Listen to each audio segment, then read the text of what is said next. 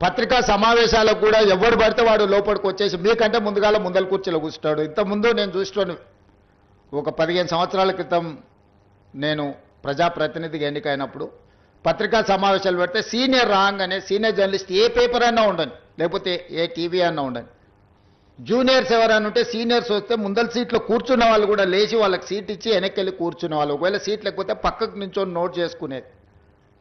ఒక బాధ్యత, ఒక గౌరవం, ఒక మర్యాద. వాళ్ళ యాజమాన్యాలు ఎవరున్నా జర్నలిస్టుని ఒక గౌరవించుకునే పరిస్థితి ఉండే. ఇప్పుడు ఆ పరిస్థితి పూర్తిగా దెబ్బతిన్నది. వాడు ఖాళీగా ఉంటాడు కాబట్టి 3 గంటల ముందే వచ్చి ముందల కుర్చీలో కూర్చుంటాడు, కాలు మీద కాలు వేసుకొని.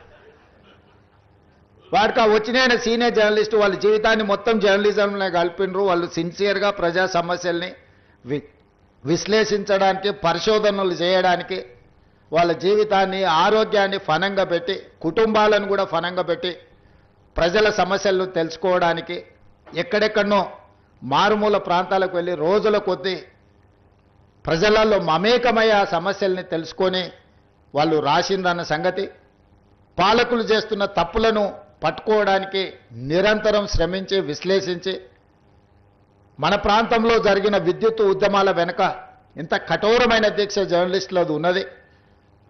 సరళీకృత విధానాలు వచ్చినప్పుడు ఆ సరళీకృత విధానాలు దేశ సంపదను పెట్టుబడిదారులు ఏ విధంగా కొల్లగొడతారని ఆనాడు విశ్లేషించిన జర్నలిస్టులకు ఈరోజు వచ్చినోనికి వాళ్ళ గురించి ఓనమాలు కూడా తెలియని పరిస్థితి. వాళ్ళు వస్తే కనీసం కూర్చోమని చెప్పాల్సిన కనీస మర్యాద పాటించాలన్న ఇంగిత జ్ఞానం కూడా కోల్పోయిన వాళ్ళు ఈరోజు వచ్చి మేము పత్రికా సమావేశాలు పెట్టినప్పుడు ముందల వరుసలు కూర్చోవడం కూడా ధిక్కారంగా, మన మీదో లోకు అయినట్టు వాడేదో మన మీద పెత్తనాన్ని చెలాయించడానికి వచ్చినట్టు మన కళ్ళకు చూస్తుంటాడు. ఇంకా నువ్వు నమస్కారం పెడతలేవు, నన్ను చూసి తల ఉంచుకుంటలేవేందని.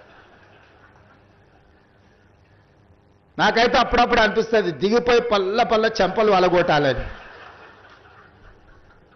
కానీ పరిస్థితులు, హోదా అడ్డం వస్తుంటాయి. గతంలో జర్నలిస్టులను చూస్తే మర్యాద ఇచ్చి పలకరించి ప్రెస్ మీట్ అయిపోయిన తర్వాత వాళ్ళతో 10 నిమిషాలు మాట్లాడి మేము చెప్పిన దాంట్లో ఏమన్నా లోపాలు ఉన్నాయా, లేకపోతే మేము చెబుతున్న ఉద్దేశం ఇదే అని